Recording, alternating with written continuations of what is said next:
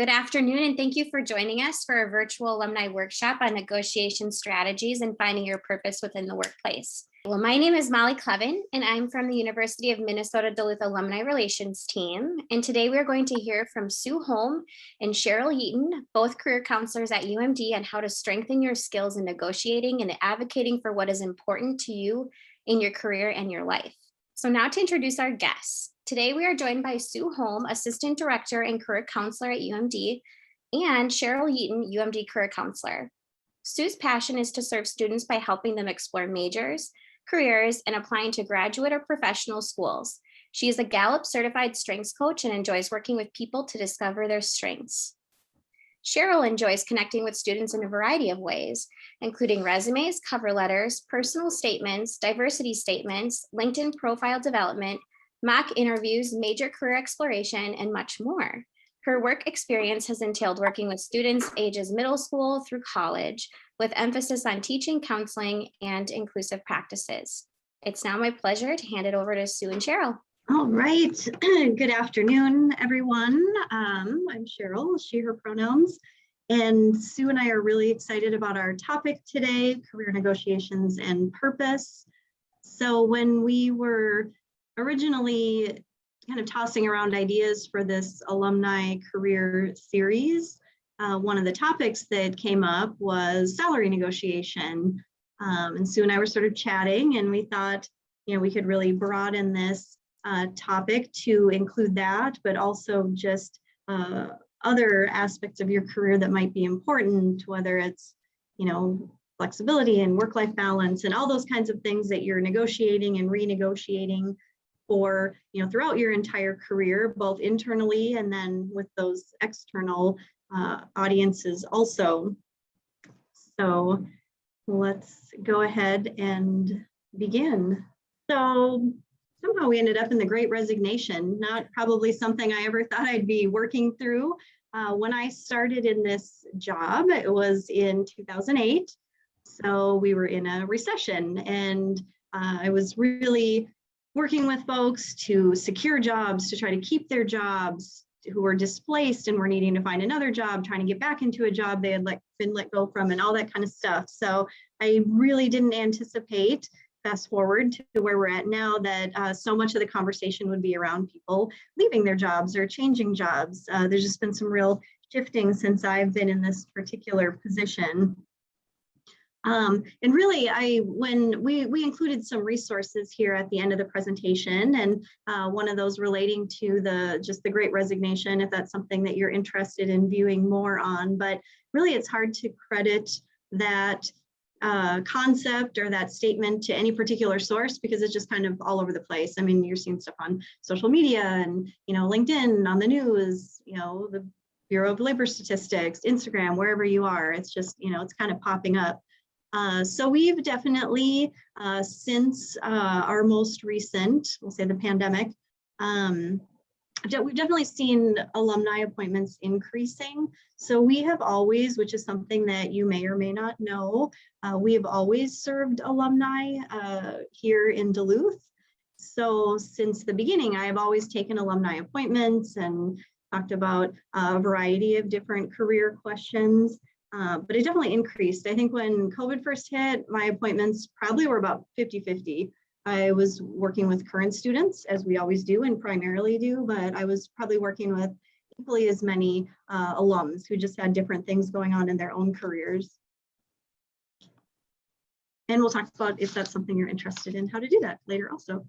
So it's been a little more in recent years here in the career counseling field, more about job satisfaction than just finding a job. So some people have a job that they're happy with. I've definitely talked to people who over the past couple of years they want to stay in their job, and they just want to maybe change some aspect.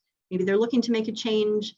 Maybe they're just entering the job market or have been displaced from a job. So whatever it may be, but it's finding that job satisfaction. So we'll do a little reflection on this concept.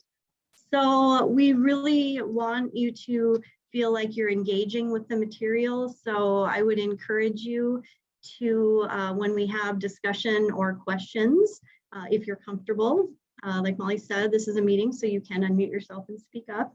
You can drop something in the chat, or even just write some notes down to yourself on some of your reflections, kind of thoughts you want to go back to later. So why? How did we get to this point of being in the Great Resignation? What brought us here? What impacts are you seeing in industries you're connected to, whether you work in the industry, a significant other does, a friend, you used to be in the industry, you're moving towards a different industry, just what are you seeing in your own lives? Because certainly we can say what's kind of out there in the media. And then how does this situation we're currently in impact your own career path? What we're seeing a little bit in the education section sector is people are really, it's interesting. Sherrill and I just had this conversation this morning when we were kind of talking about this presentation. Is we're seeing, so I work a lot with students who are applying to graduate school, professional school, medical school, that kind of a thing. And we're seeing a lot more people applying to medical school, to public health programs. And then Sherrill was saying that she was seeing a lot more people going into education. Sometimes people are leaving education. Sometimes we're hearing that people are leaving certain industries like education, healthcare, hospitality, those kinds of areas. But we're also sometimes seeing people drawn to those industries as well because they're looking to help out or make a change. I think it's interesting, as we were giving a moment to reflect, I had a chance to look at the chat, which I didn't at the very beginning, but it was interesting. Several of the people commented in their introductions that they're changing career paths into a variety of industries. So that was sort of interesting. And I see also the comment about people wanting to work remotely. That's something that we have talked about also, and seems to be an ongoing discussion. Actually, we were just talking about it in a staff meeting yesterday. But a variety of things can cause people to want to make a change in their career paths. So also people commenting shortage of staff, people wanting better wages benefit, wanting to work remote. So a lot of great comments there. So feel free to speak up at any time. We'll have some other kind of questions or discussion or reflection comment times. So feel free to jump in. So what do you think of when you look at this image? If you're not able to see the image, it's basically an image of a person sitting by a body of water, probably a sunrise, maybe sunset, in some sort of a meditation pose. Peace, someone says. Sometimes people say, Zen, relaxing, something like that. Balance, oh, that's a good one. So then what do you think of when you see this image? And this image, if you can't see it, is of heavy traffic, probably during rush hour, kind of a traffic jam, very urban area. There's gonna be a lot of things jumping up there. No, stress, chaos, nervous wreck. Yeah. So often when we have insight or make changes, and Sue will talk about this a little more too when we get into the more purpose section.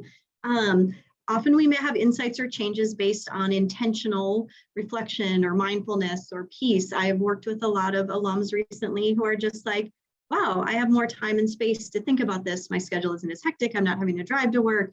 I don't have maybe as many meetings I'm running to. So even within my job hours, I'm having more time to reflect, or at home or in their other lives, parts of their life. Some people have lost jobs, so that's given time maybe for some intentional reflection and working towards something they've always wanted to do. But we also tend to have insight and change based on stress or crisis or those types of situations. In that case, you're a little more maybe forced into it. But definitely we've seen that over the last couple years, people having to make necessary changes due to health issues or other reasons. So often those can inspire what's truly important to you. And I've listed some examples here, and we'll take some time if people want to share on anything specifically there. But to speak to the working remotely, because that was one that already popped up in the chat. That's been an option. We used to hear in industries, so we often spend a lot of our time helping new grads getting into the job market. And like I said, we always work with alum also. So often people that want to work remotely, we're hearing from organizations that, well, yeah, that's something you can do later on. We're not going to have you do that in the first 6 months or a year, but some down the road, probably that's something you can do. Well, now we're seeing people having entire internships where they never set foot in the actual office or physical building. So things have just really shifted. I think we've all learned things. I actually sort of learned that I like to be in the office, which I am today. So when possible, keeping in mind health and things like that. I like to come to the office. I like being busy.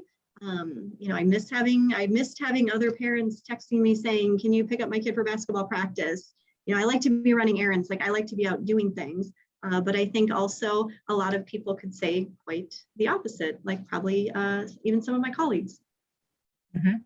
Yeah, that would be me. I like a combination of working in person. I love the camaraderie, and that's what we're hearing a lot, right? With working remotely is people miss those social interactions with other people. But what some of us are finding too is that if we've got a lot of things like on our to-do list and we're trying to get a lot of things done, for me, my living situation is such that it's pretty quiet. So I am able to get a lot of things done. So I kind of have gone to that place where I really like that balance. But absolutely, we've definitely been working with people who are like, I only want to work remotely. Because again, when you looked at that, one of the people said when they saw those two pictures of, Zen and chaos and stress, it's like Los Angeles, right? Like that commute for a lot of people when they didn't have to do that anymore was just so relieving for them. They're like, I don't want to go back. I don't want to give up my time in order to, to have to do that again. So absolutely seeing that. So these are all valid and have varying levels of importance to each and every one of you. So we also sent out, and you'll get it again, of course, but some of you may have taken a work values matcher. I took it before this workshop, but I just thought in myself, it's just the situation we're in, it's a new year, like, hey, let's revisit, what are my actual values in work, and are those matching with where I'm at currently? So there's that resource, some examples maybe that came up for you through taking that assessment, or just your own self-reflection. Any one or more of those might be important to you. And then other, of course, whatever you can fill in the blank with. So just a couple of questions that you can, again, if anyone feels comfortable speaking up, or if you want to post something in the chat, what's one or more values or things that has become more important to you in the past 2 years, which coincidentally kind of lines up with this whole global pandemic. But anyway, just in the last couple of years, to not go on and on about that. And then what's maybe something that's become less important to you that you used to think was important? So feel free to add your comments, either speaking up or typing them, or just writing things down that you want to think about later. Community and camaraderie have become more important to me. Yep. Just because of the lack thereof. Right. Mm-hmm. Yep. We talk about that a lot in our office too. When we weren't allowed to come in at all, and then we were back, but we were all in our offices with our doors closed and we never saw anybody anyway. So it's sort of this awkward balance of like, technically people are just a few feet away, but I really don't feel connected to them. I almost felt more connected when I was at home and didn't expect to see people, I guess. Yeah. And that's a huge thing that's coming up too, as far as how do you build team culture? How do you build teams and a strong cohesive team when you might all be working remotely or not coming in? So that's it. That's a big topic for organizations too. Yeah. It might be, impacting some of those resignations, which we'll get into a little bit. So feel free to keep including those in the chat or speak up as you feel comfortable, but I will sort of pass it over to Sue to talk a little bit more about purpose at this point. Yeah, so again, kind of, seeing a lot of things in the chat, people are really at this, when they are talking about the Great Resignation, we're kind of at this point in our lives and in our society where we've had this really big shift, right? Like, many of us worked at home for, the past couple of years. Some of us were not able to do that. And it's really kind of made people a little bit more reflective in certain ways. And this was one really interesting article, and we have a link to resources on a future slide that we'll be sharing with you. But I thought it was super interesting how this company, McKinsey and Company, did this survey of over 5 different countries on the nature and characteristics, right, of the Great Resignation, like what's driving that. And what they found was that 36% of people who had quit in the past 6 months did so without even having a job in hand, right? So as career counselors, a lot of time we'll have those conversations with people. And again, it depends on your situation. Are you in a situation where if you are really at your sort of wit's ends with this particular job, can you quit? Is that okay? Can you still pay your bills, keep a roof over your head, all of that kind of thing? But it was even higher in the United States. So I was just having a conversation the other day with my neighbor, and his wife, came home and was like, I can't take it anymore. Our staffing levels have gotten so low that I just can't do it anymore. And he's like, we'll just quit. So again, depending on your situation, that may or may not be an option for you.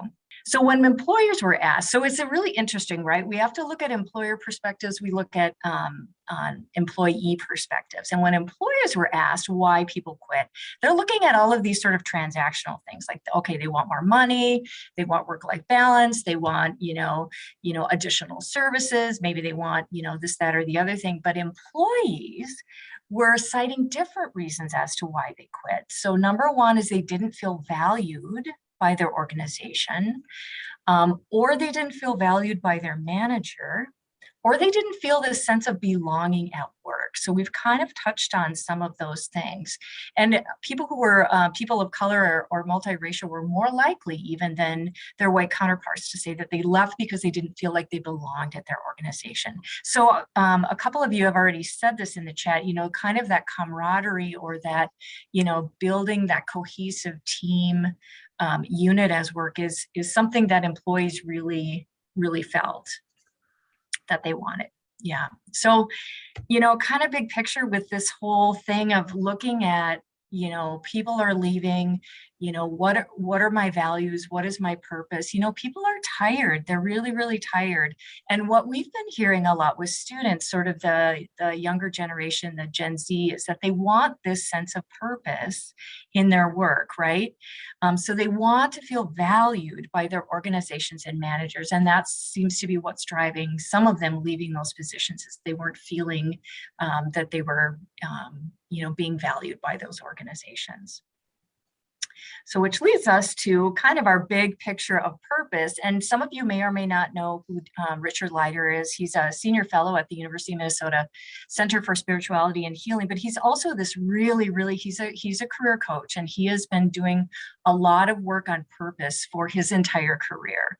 And so again, we have links in the following slides on. He's got a little TEDx presentation for about 20 minutes where he talks specifically on purpose. He's written a number of different books that have just been really impactful for people kind of wrestling with this question of, it kind of, what is my meaning? What is my purpose? What are my values? These are all some of those really big questions that people are starting to ask right now.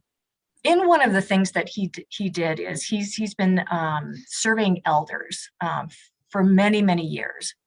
And one of the questions he asked them, and this is in his TED Talk, is what do people who are sort of at the later stages of their lives wish they would have done more of? And these are the big 3. So one is to be more reflective. They really wish that they had stopped a little bit earlier to look at the big picture, really assess what's important to them. Again, this is where some of this stuff is coming up with this, the past couple of years. The second thing is that they wish they would have taken more risks, right? Both in work and relationships.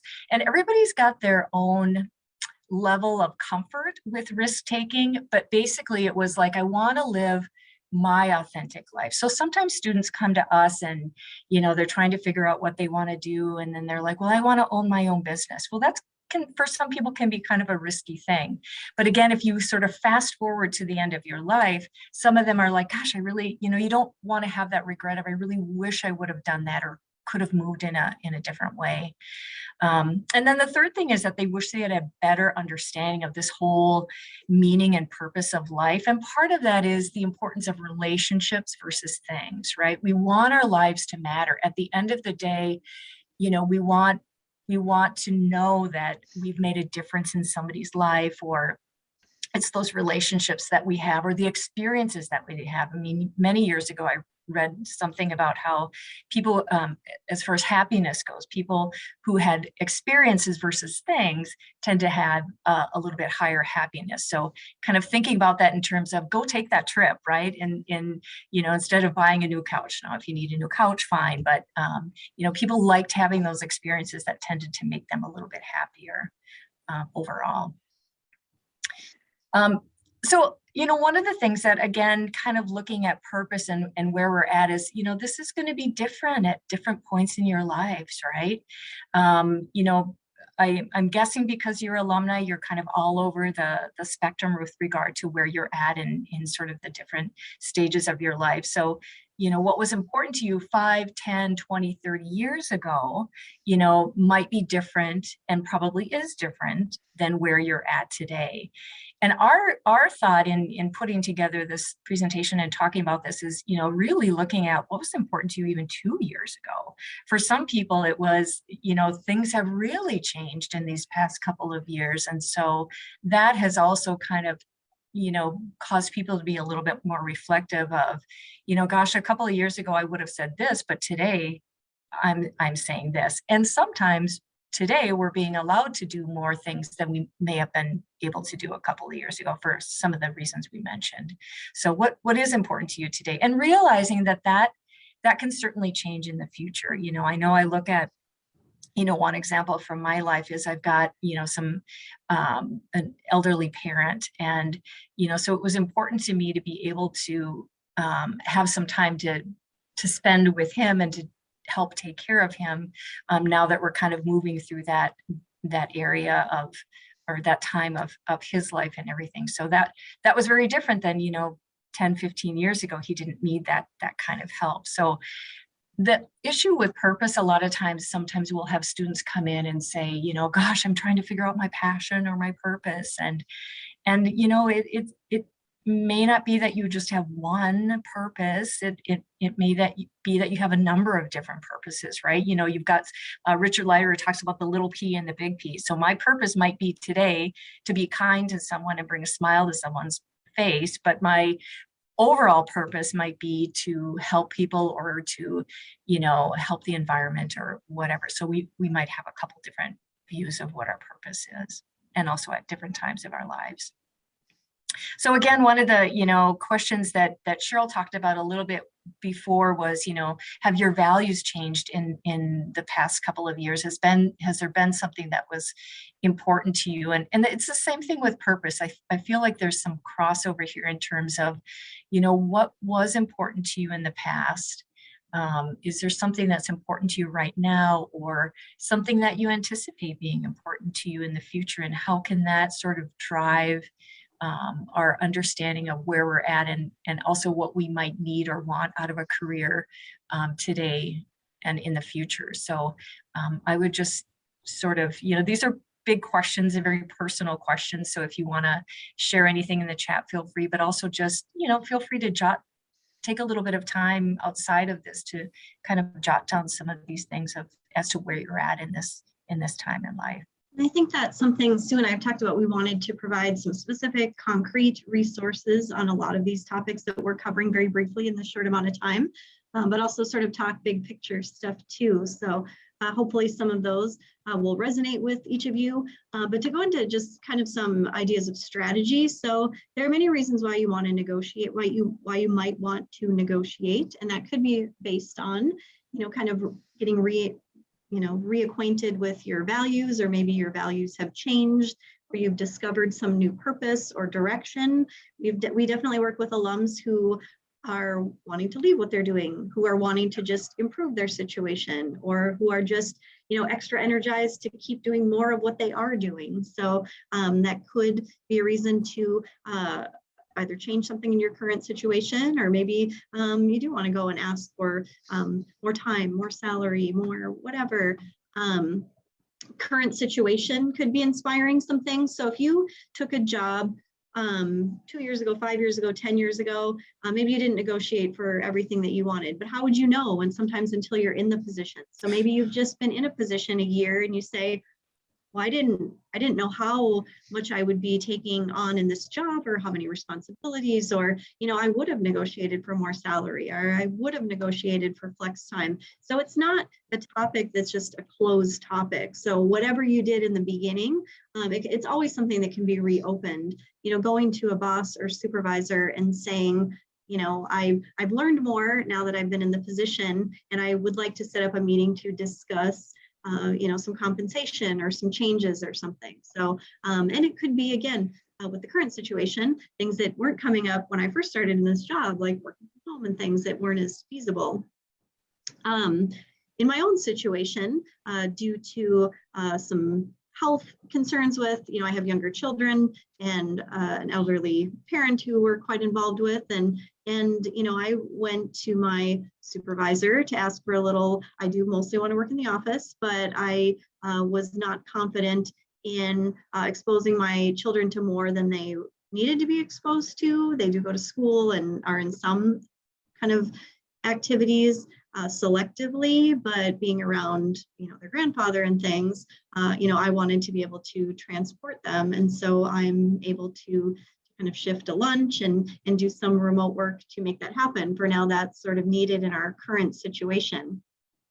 And I'll give a little more example of how you can approach that. But in addition, sort of big picture, there are some reasons. If you look at, if anyone is familiar with AAUW, which is the American Association of University Women, so they've for 100 plus years really taken the approach to equitable pay. And so there are reasons why people might just want to negotiate in general, regardless of current situation or revisiting values. But I also am a practitioner, certified to deliver salary negotiation workshops. So some of you may have attended those. But really, is just to state it briefly, since we only have so much time, generally speaking, women are paid less than men. Overrepresented and underrepresented in some jobs. When you look at folks of color, there are some pay gap issues, of course, there, and it can be a substantial loss over a career if you really look at the numbers of how much the individual loses, the family, and just the economy overall when people are being underpaid, and that some people actually expect you to negotiate. In some industries, it's pretty standard. So if you're one of those folks that's in a situation where you think, I want to negotiate for something, and it could be salary, or like I said, it could be something else. For me, it was, didn't have to do with salary, but it was more on, I need this time for my family. But I think sort of this formula can still work. So if you are negotiating salary, you generally, from AAUW and other sources too, this is kind of something we advise too. We do work with people on negotiating salary, and sometimes talking through it one-on-one, maybe role playing, giving resources. But you want to kind of know what a base salary is. People should do research and know that, okay, here's sort of the range for my degree or my years of experience, or whatever it may be. Here's kind of a base, and then choosing a target, which is probably a little bit higher if you're thinking you're going to negotiate, so you've got some wiggle room. And then if there is for you a point where you would just walk away from an offer or a job. And I think that relates to salary, but also the general concept. Like in my situation where I need some flex time, and that might be something that is a deal breaker for some people. Or, maybe someone saying, I want to work from home 3 days a week. And then a supervisor comes back, well, I'll give you 1 or 2. And then you can decide your comfort level and saying like, yes, that kind of satisfies both parties. So the main thing with negotiation, it sounds like a really kind of contentious, like, like it's like this difficult subject, but really what AAUW and other sources advise is that it really should be a conversation. So here's what I need, this person expresses what they need, and then you kind of come to some consensus on that. So those kind of bigger picture, just sort of general concept, maybe can just give you an idea of ways to kind of jump into that conversation. We've also included in the slide here some specific concrete salary resources. And in our resources, just our website in general and some information on different careers and kind of doing some research. Because any situation you can go into with a little more research. You could even research what's typical for folks in your industry. Can people work from home? Do you have examples of situations where that's been successful, or it shows that productivity is increased, or things like that. So you can always kind of gather your resources. Also, we want to keep in mind too, just the value of different benefits. So again, sometimes it's about salary, but some employers are hit hard too. They're not maybe in a position to offer more salary, but what are some of those other things that maybe you could swap out and say, but I would be open to this idea of having, maybe further education or training or some other type of benefit.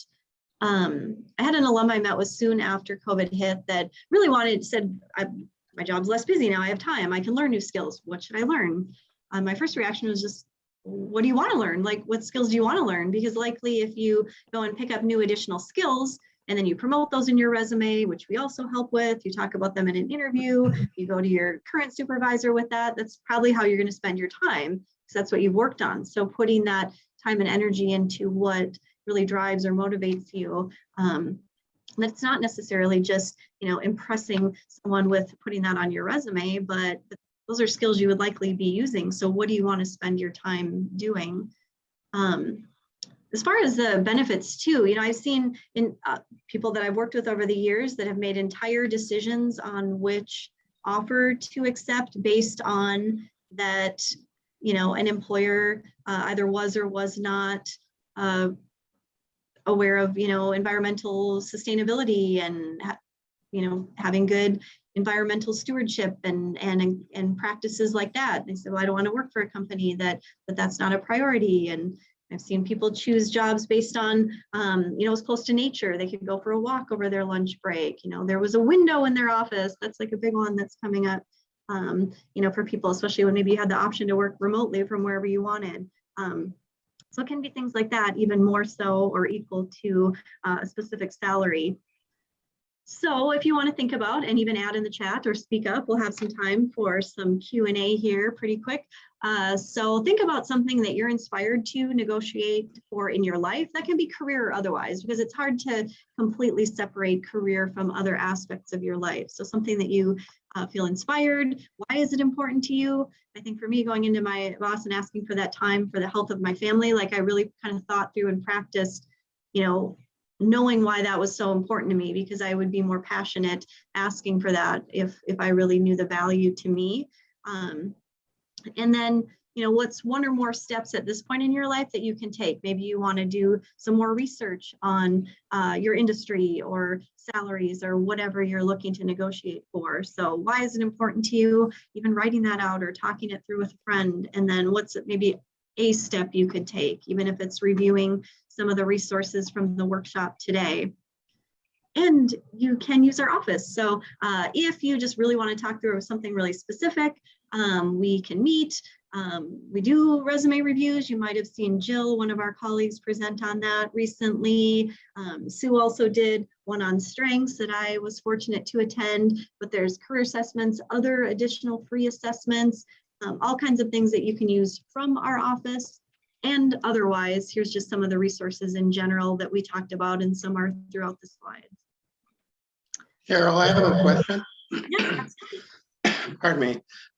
It's really negotiation, but it's pre-negotiation when you're interviewing for a position.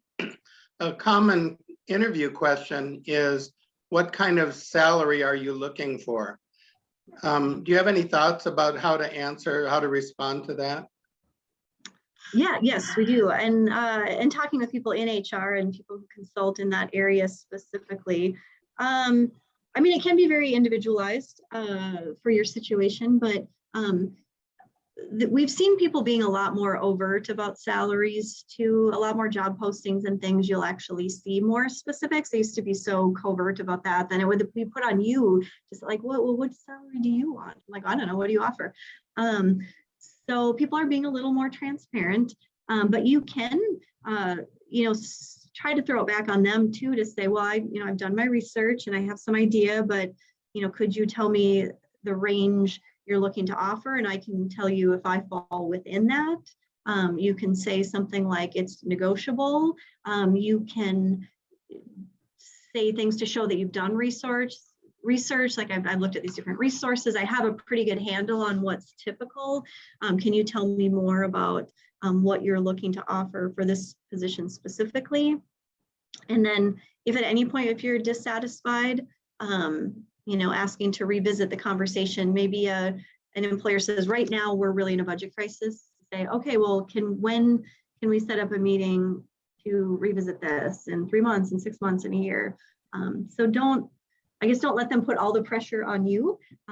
Hopefully you can kind of throw it back on them a little bit to play nice there, and I guess give you some idea of what they're even able to do. Because if you say, I want this, and they go, well, that's not even feasible.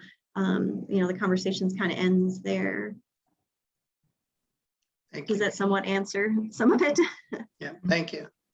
Yeah, also on one of the previous slides, there was a couple of different websites where you can go and see different salary ranges for different positions. And so that can be really helpful too. So it's like, it's also going to depend on where you're at in your career. Are you just starting out? Do you have 10 years experience? That kind of a thing too. But some of those websites can be really good about helping you do your research and kind of narrowing down those. Because I like one of the comments was, yeah, I like to ask what the range is, so that you can see if versus one specific number. Yeah, great question. When we tried to choose the resources, there are others on our website also. And if for a recent grad, looking at our graduate follow-up report is really relevant. But if someone has been out working for a number of years or decades, that's not as relevant anymore because you've gained so much more experience. So those are some that are a little more broad that should hopefully be helpful to anyone at any stage of their career. Well, definitely there will be more. There's a little more time too for questions, but I guess we'll kind of close down our final thoughts here, and then we'll really open it up to discussion. So I'll pass it over to Sue again. Yeah, again, and we started out thinking, okay, this is going to be about negotiating, which there's a number of ways to negotiate, right? Like it could be with a new job, right? That's one set of negotiations. It could be, no, I want to stay with my employer, or I want to stay with my current position, but I might want to negotiate some flexibility or some other things. And then the more we talked about it, the more it's like, well, wait a minute. You also need to kind of just sit back and look at kind of the bigger picture of where am I at in my life? Am I, kind of in the area I want to be in and things like that, which again, then just kind of gets to this bigger picture of purpose. And I really like, this quote again, this was from Richard Leiter, that he kind of summarizes purpose to say, are you using your gifts on things you really care about in environments that really fit your values? And again, this is where I feel like it's almost the great reckoning. Are we, and this, this question can come up to us in multiple areas of our life and multiple times in our life. But again, it's, I think it's a nice summary of really kind of taking a look at, are you in the right fit for you right now? And if not, then maybe you need to negotiate in your current position, or maybe you need to look at something new. So that's kind of our summary of the whole workshop. Awesome. Well, I think we are going to transition to our question and answer. I know there's been questions coming in during the session, which is wonderful. There were a few questions that were submitted, but now is the time for you to go ahead and either use the chat box and submit your question there, or an easier way might be to use the raise your hand button under reactions, and that will queue it up. And if you would like to speak out loud, you can do that as well. But we will get started here with a couple questions that were submitted early on. So the first one asks, and I'll let you, either one of you, decide on who's going to answer this, but this one is wondering, do you have any advice for leveraging job offers, such as with a current employer? And how can you do that tactfully? Yeah. Sherrill, do you want to start out with that one? Can you say it one more time? Yeah. So do you have any advice for leveraging job offers, such as with a current employer? If you do, how can you do it tactfully? That's yeah, I mean, we definitely have those conversations with current students all the time, even around internships or accepting a first offer. But definitely throughout the career, other opportunities might pop up. I don't know. I have found people, anyone I've worked with on that topic, I have found to be quite tactful. The fact that you are thinking about that, probably it's because you are being considerate of their needs also, and not wanting to be, too abrasive or anything. So I think information is always helpful to say, to say something like, that you have maybe had outside interest or potentially another offer, or even that you've seen that, recently I've seen that people in similar positions, are getting X, and I think I'm also equally as qualified. I think just showing you've done your research, presenting the information, and then going into it kind of like with any sort of negotiation, that it's sort of more of a back and forth, a conversation, that then maybe they can ask questions or give their input, and then you can respond to their to responses and things, if that helps at all.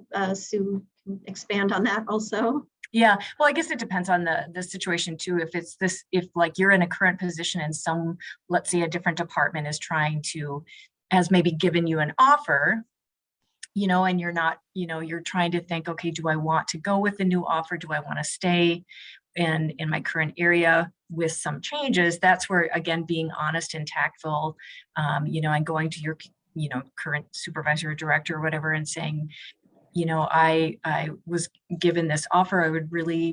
I would prefer to stay here. Here's what I'm looking for, and having some of those conversations. Yeah. So honest and tactful, I guess, is my thoughts on that.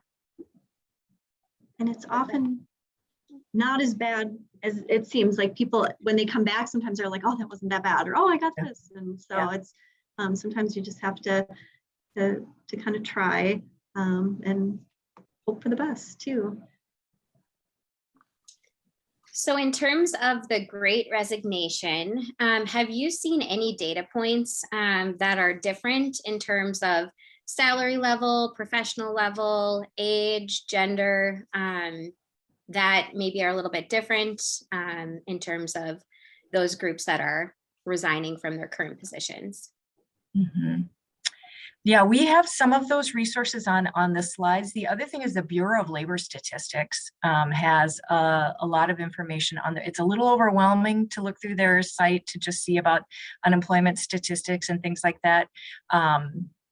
Minnesota Department of Economic Department of Economic Development also has some statistics on labor market statistics, things like that. So there are definitely resources out there. Yeah, those would be two off the top of my head. I think some kind of stigmas have gone away too. There used to be this, people would put unnecessary pressure on themselves, like, oh, I've been given advice, I need to stay in a position for a year or more, for 2 years, for 3 to 5 years, whatever it may be. And I think just a lot of that has all been kind of turned upside down. And a lot of times it's just what's best for the person's individual situation too. I think people have felt more inspired to, for whatever reason, some of it because of the pandemic or whatever, to say, I'm not going to put pressure on myself to kind of meet this expectation of, staying in a job for 2 years or something like that. It's just, I'm going to go for what best fits the situation.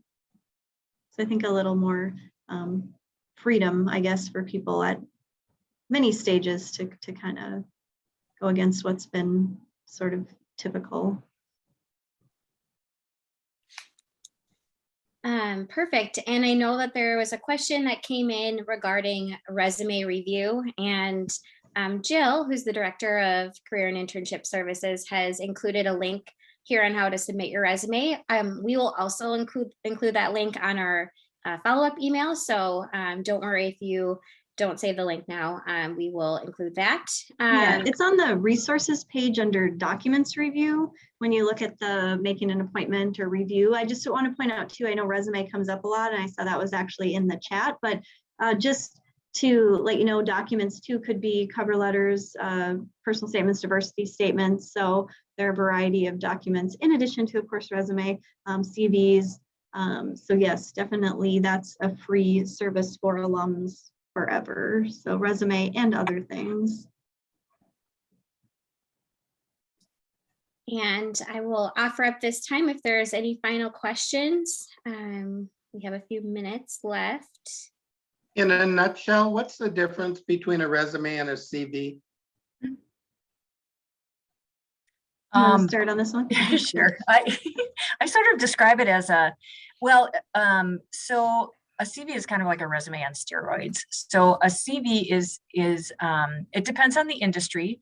A resume tends to be 1 or 2 pages, whereas a CV, I've seen CVs that are like 28 pages. They tend to be very common in like academia, higher education fields, which lists not only, you know, your education and your experience, it lists publications, presentations, you know, conferences that you've attended, professional development. So it can have more sections on it than a traditional resume. I guess that's how I would start out with it in a nutshell. Thank you. Sure. And some people, you know, when we're looking at job postings, I've had people tell me that it either a resume or a CV. So some people just say, nope, we want a resume. So if you see the word resume, I would say that's sort of your clue to have it be a little bit shorter versus longer. And Sherrill, if you have anything to add. No, I think pretty much the same. Some industries, like Sue said, it's just more typical. And yeah, if it's the more specific, individualized questions for your industry and also referencing what they're asking for. I was talking to someone just the other day that said, well, they said resume, so I think I need to shorten it. They didn't even say resume or CV. So that might be one of those. If you were to get a document reviewed either through meeting with one of us or submitting it electronically, to just say that that's one thing you were wondering more about. Should this be more of a CV or a resume, or is it too long or too short? So some of that might be a little bit by industry or case by case. May I ask a question? Mm-hmm. Sure. First off, thanks, Susan, Molly, and Sherrill for putting this on. This has been very helpful. I have a question regarding following up. But before I ask that, I really think Eric had said it best when he talked about being a part of something more than himself and adding value through his experience. I can relate to that, and I appreciated that put so well. And just to follow up too quick with Mandy, you were talking about how to talk about salary. I really agree with what Sherrill was saying about doing your research, and I'll try to drop an example in there. But something that's been helpful for me and my job change was doing that research and then always saying that you're open to any opportunity and other, you know, depending on other benefits and opportunities. But I'll try to drop that verbiage in for anyone who wants to use it. I find it very helpful to the pre-salary question. But for me, I need some help. My question is regarding to following up with a job after you've maybe applied, and what your recommendation is how many weeks, because I think we all kind of know that in different companies, there's so many things happening, and sometimes it takes time and they have to get things approved, and it could be 4 weeks, 6 weeks. And oftentimes I think we get discouraged after a 1 follow-up or a 2 follow-up. But a clear question is, how many weeks would you recommend continuing to follow up, and which avenue is best? Phone call, email, or LinkedIn message? A good question. Yeah. Sherrill, do you want to start with that one or do you want me to jump in? Oh, go ahead. I can jump in. Okay. That's a great question. That's a really great question. I work with a lot of students who are like applying to graduate school, medical school, things like that. And they have that same question with, okay, I need this letter of recommendation. How many times do I contact this person saying, just write the letter, just write the letter, you write the letter, you know? So I would say, again, let's say you have your interview today, I would say you can certainly follow up within 1 to 2 weeks. How you follow up is going to be, I think, a little bit more dependent on how you've had the interview, right? Like how you've connected with this person. Was it over the phone? Was it over LinkedIn? Was it over email? You know, and it could be a personal preference thing. Some people don't check their LinkedIn hardly at all, right? And so it's easy enough to do a quick phone call. So I would say start with whatever modality you think is going to be the most successful. And then if you don't hear back, you know, you could certainly follow up in a different, within the, you know, another week or so. I kind of like the give it a couple of weeks and then maybe once a week to follow up. And again, the students that maybe have asked me for letters of recommendations, like I actually appreciate that because again, our lives are so busy that sometimes things just fall by the wayside. So yeah, Sherrill, any other thoughts on that? No, completely agreed on all of that. You know, we hear varying opinions too. Some employers, for instance, will just say like, I just like the email, it's right there. I can look at it anytime, it's quick. Some people say, oh, it's really personable when somebody calls, but then not everybody's by their phone. Or like Sue said, I've definitely found a lot of people that don't check their LinkedIn recently. So just kind of looking at where you've had other contacts, like Sue said, but you know, looking at also facts and details, if you're in the process of anything and you see that whatever process hasn't closed yet, to say, you know, to maybe once something is closed or a date has come up that they said, you know, there would be some communication, just being aware, even acknowledging that, you know, I know the process is supposed to be wrapped up, or, you know, we talked about having contact at this point. So as long as you're kind of keeping your facts and details in a row to the extent that you can, I guess I've never heard anyone complain about somebody being, I think, again, people have pretty good sort of judgment just internally, you know, if someone's calling like every day or something, a couple times a day, but, you know, if it's like, oh, it's been a week, or, you know, it's been a few days, and, oh, I thought we were going to be in touch. I really haven't seen people push the boundaries, I guess, as long as you're paying attention to anything that they have communicated, like, oh, the posting is still open. So of course, you know, they haven't started reviewing, or they said they'll be interviewing for 2 weeks. So it's probably not helping me unless there's new information to say, I know I had my interview and you're interviewing, and oh, here's some additional information I didn't include. I just wanted to send you this to maybe add to, you know, just my file or whatever. So kind of reading those or asking people in different situations how they prefer to be followed up with, so you have that information and make notes on that. Mm-hmm. Absolutely, thank you. Mm-hmm. Yeah, one other thought on that is if there was someone who, like an office manager, who might have been making arrangements for the interview, if you've tried contacting the person that did the interview and aren't hearing back, maybe you could reach out to them and say, you know, just looking for a little bit of feedback. Is there a better way for me to contact this person? Is there a, you know, do they prefer email, phone, LinkedIn? Yeah.